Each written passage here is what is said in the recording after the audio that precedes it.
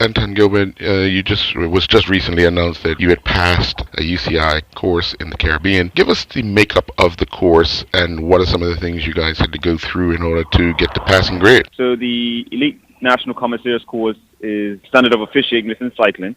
That allows you basically to oversee internationally held bicycle races. Now, there's a level of officiating just above that called an international commissaire. These two roles, they work hand in hand at like some of the highest level races like the Olympics, and then what we call like our top tier events like the Tour de France, etc. So the course itself was 4 days long. It has exam as well as a practical part of it. There were 6 of us from a few different countries, all from the Caribbean. It was a review of the regulations and all those different things that are set out by the UCI worldwide that countries are expected to abide by when they host international cycling events. So throughout the course, we were looking at different case studies from some, again, of the top tier races and some of the decisions that have been made against pro athletes and, how, I guess, us as commissaires in training would, make decisions in those circumstances. You were the only one on the course to actually pass the exam. What did you think you've done over the time that you've been involved in cycling that helped you get through this part? To be honest, going into the course, I was probably the least experienced person there, and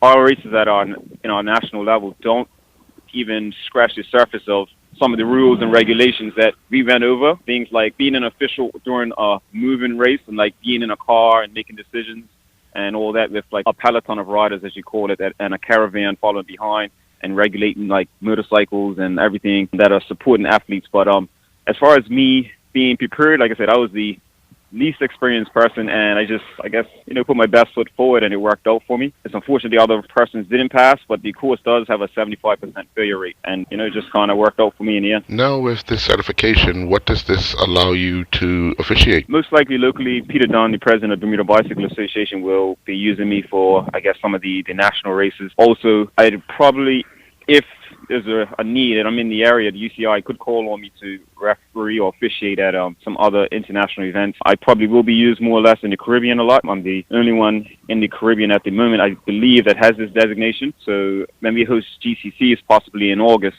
I most likely will be the lead official for that event if Peter wishes for me to do so.